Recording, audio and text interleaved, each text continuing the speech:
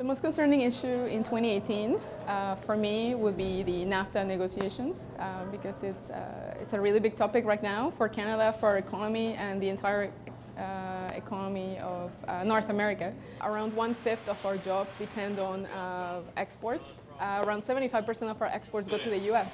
It's really important. A lot of people, I guess, when they think about NAFTA, they don't understand, or maybe they don't know how big it is for our economy. But just to give you an idea, around 400,000 people cross the border between Canada and the US every single day.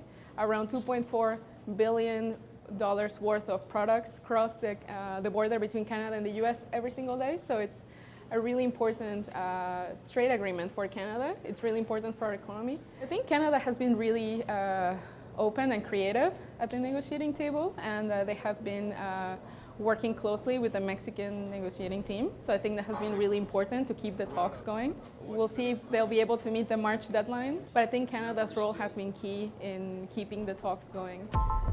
My main concern for 2018 is how changes in immigration and refugee resettlement are going to accommodate what the UNHCR is calling the highest levels of refugees in decades.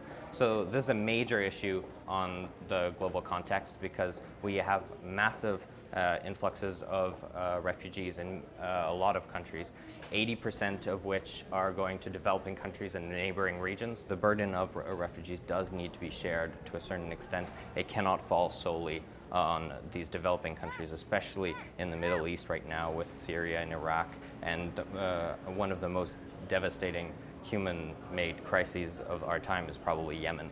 In Canada, we're accommodating in the couple tens of thousands in the first year, and it's been progressively declining over the last year, and some would argue that this is not enough.